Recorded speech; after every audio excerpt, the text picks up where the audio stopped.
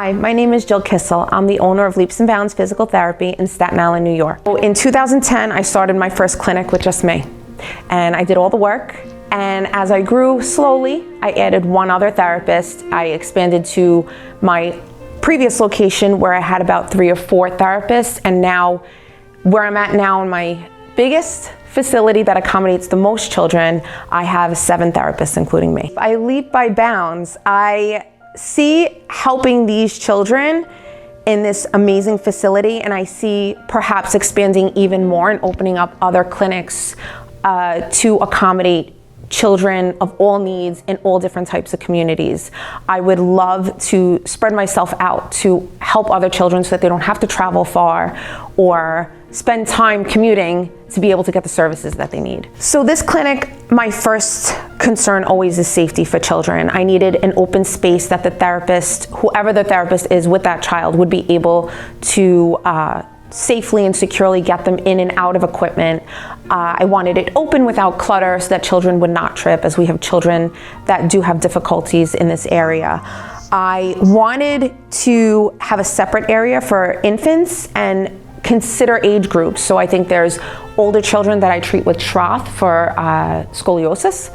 So those children are older and can process things a little differently. So my infants, I wanted their separate little area so that they were more protected and more in a private area where parents would want to learn how to do this therapy with their children. So I try to put into account the needs of that age group and the needs of the parent for that age group. So Fun Factory Sensory Gym is extremely creative in ways that I didn't really have the head for. I feel that there were a ton of space-saving areas in my gym that I would have never thought of that really helped me utilize all the space in my clinic, such as storage. I really always had a problem with storage, and Fun Factory Sensory Gym knocked it out of the park. I have storage everywhere in functional places that doesn't take away from treatment area, which is obviously has to be priority. So I really feel that besides the creativity and the colors and the craftsmanship and artsmanship, which I was privy to myself, I saw the painting and the cutting and the careful way they put everything in and thought of everything with children's height and where they would need help to maybe pull up and put a handle.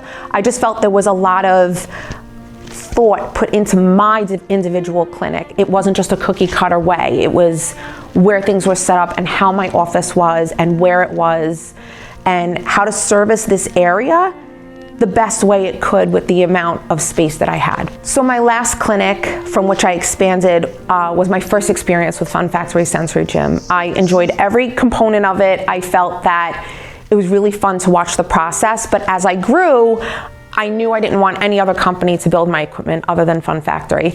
So I reached out and they accommodated my time schedule, and also removed my old equipment so that I could reuse it perhaps in another clinic. It just unfortunately wouldn't fit into this clinic safely, so we stored it, but they thought of that and they helped me take it down as well, besides setting up this amazing gym, which I would have done with no other company but Fun Factory.